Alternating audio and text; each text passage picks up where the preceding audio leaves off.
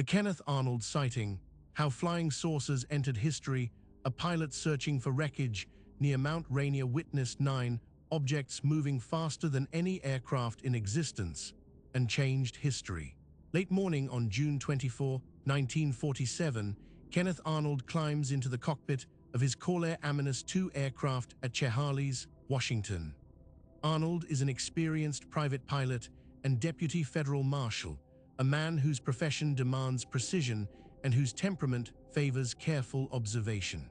His mission this day is humanitarian. He intends to search the slopes of Mount Rainier for the wreckage of a Marine C-46 transport aircraft that has gone missing somewhere in the Cascade Range. A $5,000 reward has been posted for anyone who locates the downed plane. Arnold files his flight plan and takes off into clear skies. The weather over the Cascades is exceptional. Visibility extends for miles in every direction. Arnold flies eastward toward Mount Rainier, scanning the ridges and valleys below for any sign of wreckage. The snow-covered peak of Rainier rises 14,000 feet above sea level, dominating the landscape.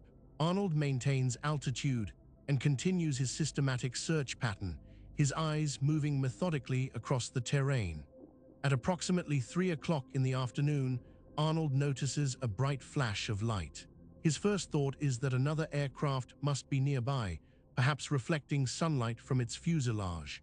He scans the sky around him, but sees nothing in his immediate vicinity. Then the flash comes again, brighter this time, and Arnold turns his attention northward toward Mount Baker, more than 100 miles distant. What he observes defies his understanding of flight. 9 bright objects are moving in formation across the sky, approaching from the north and traveling southward along the Cascade ridgeline. Arnold watches them carefully, trying to determine what type of aircraft they might be. The objects are not traveling in a conventional straight line, but rather in a chain formation, undulating through the air in a coordinated pattern that resembles the movement of geese flying in formation. But these are not birds, and they are not moving at any speed Arnold recognizes as normal. The objects are crescent-shaped, or perhaps heel-shaped, Arnold notes. They reflect sunlight intensely, flashing brilliantly as they bank and turn in their peculiar weaving pattern. Arnold estimates their size as substantial, perhaps comparable to multi-engine aircraft, though their exact dimensions are difficult to judge against the distant mountains. What strikes him most forcefully is their speed and the strangeness of their motion. Arnold makes a decision that will prove historically significant. He begins to time the formation as it passes between 2 known landmarks. He watches as the lead object crosses the southern edge of Mount Rainier, and he marks the moment. The formation continues southward, maintaining its chain pattern, undulating in perfect coordination. Arnold keeps his eyes fixed on them as they race across the sky. When the last object passes Mount Adams, 47 miles south of Rainier, Arnold checks his watch. 1 minute and 42 seconds. Arnold performs the calculation in his head. 47 miles in 102 seconds. The mathematics produces a result that seems impossible.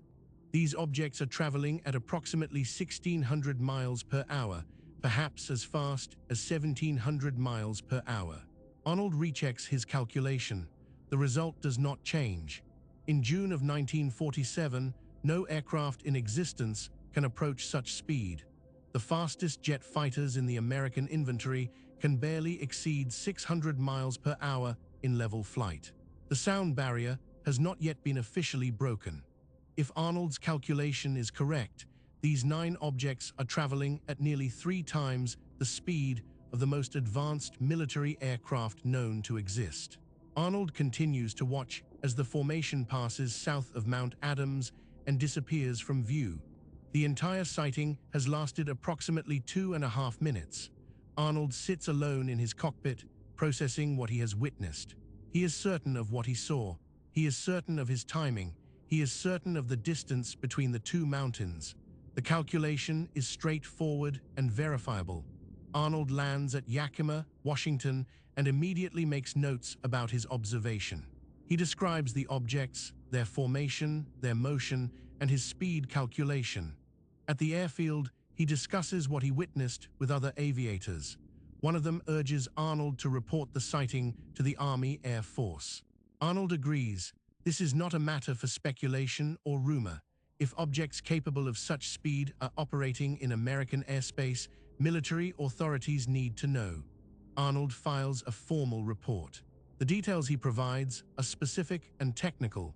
He describes the crescent or heel shape of the objects. He explains their undulating chain formation.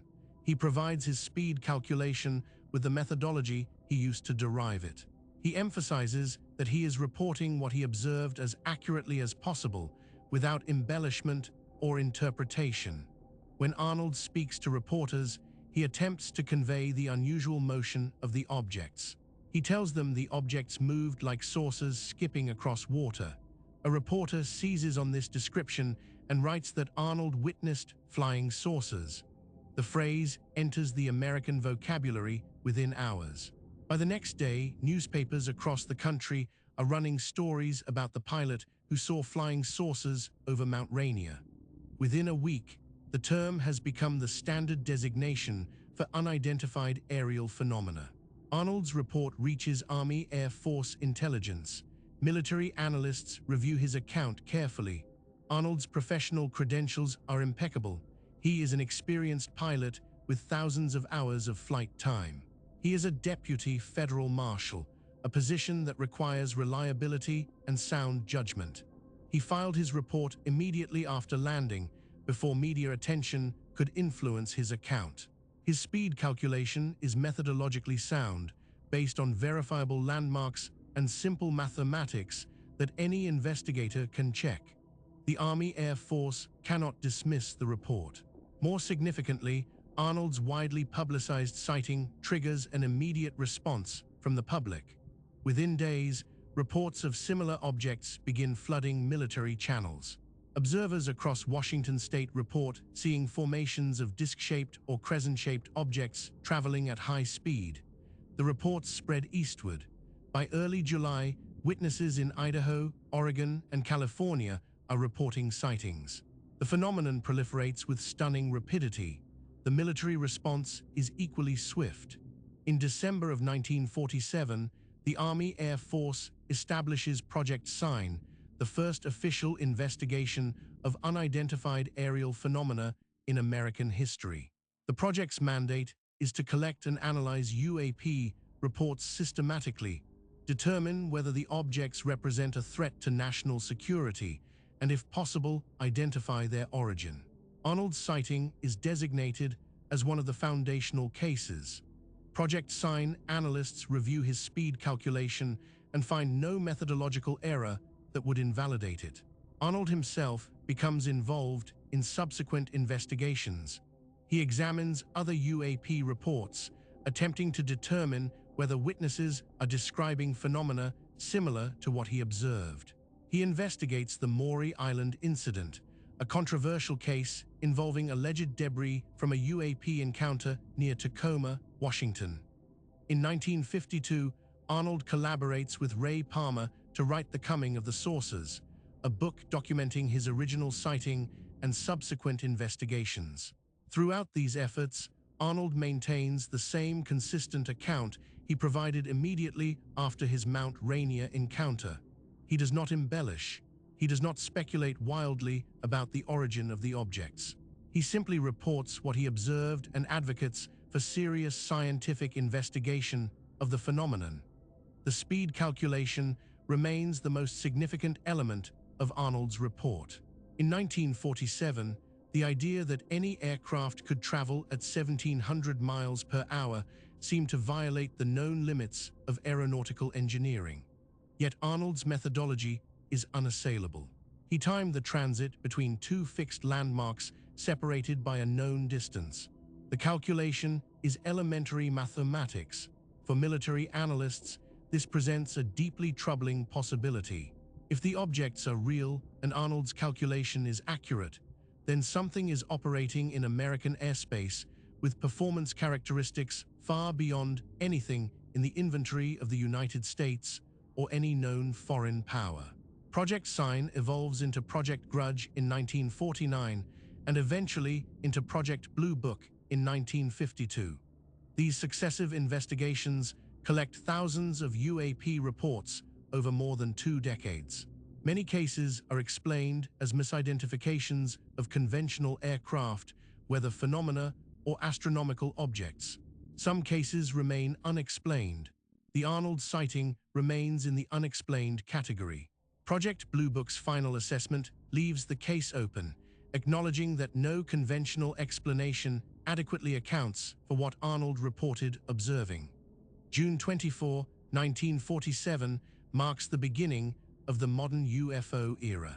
Kenneth Arnold's sighting establishes the template for credible witness testimony in UAP cases. Immediate reporting to authorities, consistent detailed description, professional credentials that support reliability, and verifiable technical data, such as speed calculations based on known landmarks. The flying saucer terminology that emerges from Arnold's description becomes the defining label for the phenomenon across 7 decades of subsequent investigation. The objects Arnold observed disappear behind Mount Adams and are never tracked by radar or observed by other witnesses in that immediate location. No physical evidence is recovered. The 9 crescent-shaped objects remain unidentified, their origin and nature a matter of continued investigation and debate. What remains beyond debate is that Kenneth Arnold, an experienced pilot and federal officer, observed something over the Cascade Range that moved at speeds unprecedented in 1947, and that his report triggered the first systematic government investigation of unidentified aerial phenomena in American history. If you found this case compelling, subscribe to Vanishing Roads for more documented paranormal investigations from around the world. This story was created with AI assistance based on documented case files. All events reference real investigations and reported incidents.